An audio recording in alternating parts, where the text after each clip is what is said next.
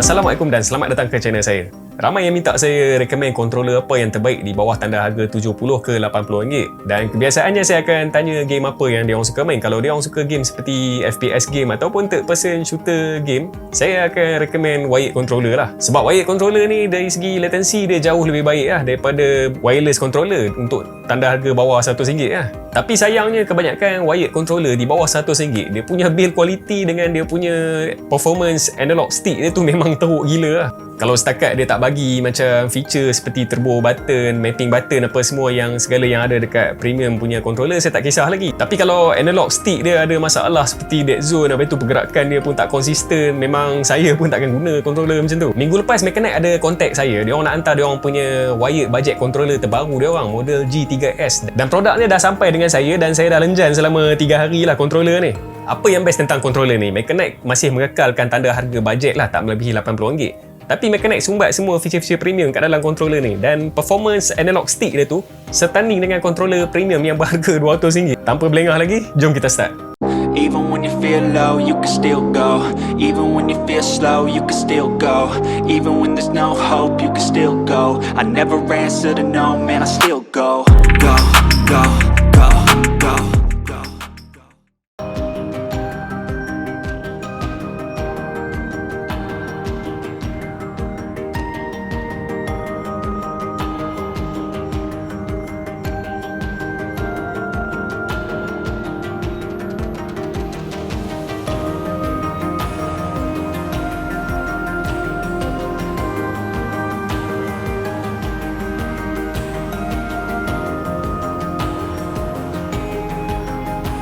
Dalam kotak cuma ada satu controller dan satu user manual tu je. Dari segi design, G3S ni dia menggunakan body jenis matte.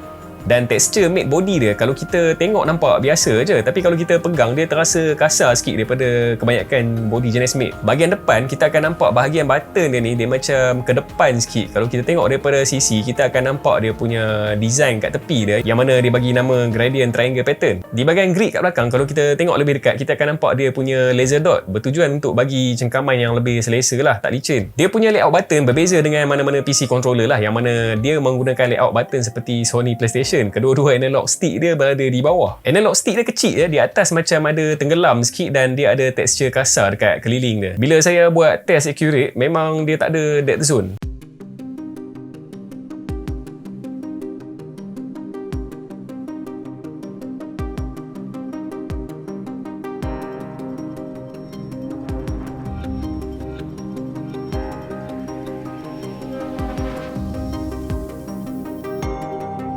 Dan average error dia tak sampai 1% pun, standing dengan Holyfact punya controller yang berharga 200. Button ABYX dia adalah jenis membrane button, termasuk dengan power button. Untuk start, select dan function button dia adalah jenis clicky yang lembut. D-pad dia special sikit sebab Mechanic dia letak 8-way mechanical switch pada D-pad dia. Jadi dia bukan saja 4 arah, tapi dia boleh register sampai 8 arah. Ditambah pula dia menggunakan mechanical switch, jadi jangka hayat D-pad ni dapat bertahan sehingga 10 juta kali press. Dan kalau kita guna D-pad ni kasar macam mana pun, untuk game fighting lah terutamanya, dia susah sikit lah nak rosak berbanding dengan jenis rubber membrane punya D-pad. Dia punya trigger button menggunakan bentuk yang ergonomik. Shoulder button dia jenis membrane dan trigger button dia tak terasa kosong, rasa sedikit liat lah bila kita tekan. Dan trigger button dia jenis hole liner trigger, jadi kalau kita tekan dia takkan register sebagai full press. Dia ada 200 level, sangat sesuai lah untuk game racing. Mechanic G3S ni dia ada feature tambahan seperti RGB light effect, habis tu dia ada lagi adjustable vibration dan turbo function.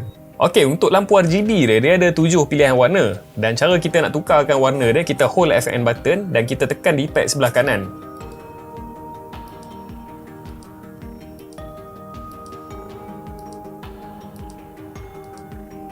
Selain daripada tu, kita boleh adjust juga dia punya brightness untuk RGB dia, sama ada kita nak terang ataupun kita nak padamkan terus pun boleh.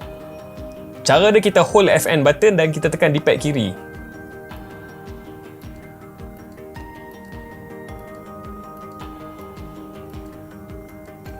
Untuk vibration controller ni, dia ada 4 level. Kita boleh naik dan kita boleh turunkan dia.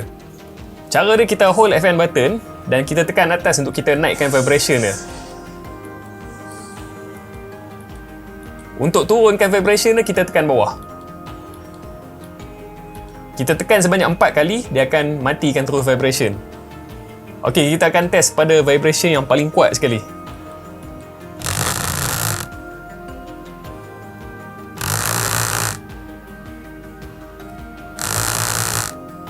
Jadi vibration dia walaupun kita letak pada level yang paling kuat, bagi saya kekuatan dia adalah pada tahap sederhana. Vibration dia tidak terlalu kuat.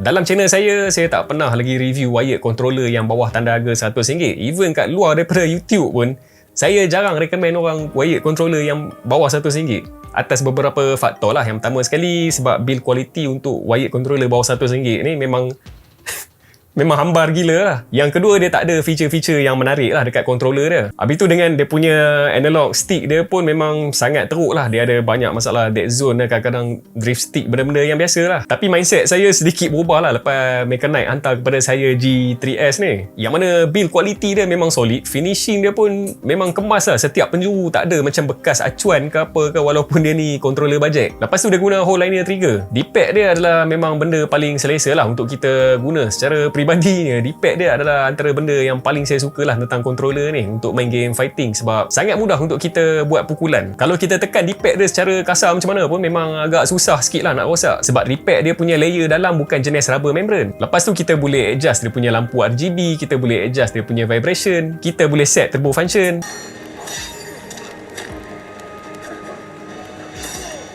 Apa yang saya boleh katakan, Mechanite G3S ni adalah budget wired controller terbaik yang pernah saya guna lah. Jadi itu sajalah review saya tentang G3S ni. Kiranya anda berminat untuk beli produk ni, saya ada letakkan link pembelian di bawah. Anda klik je link tu dan anda boleh beli macam biasa lah. Jadi setakat itu saja daripada saya. Sehingga berjumpa lagi di video yang akan datang. Bye.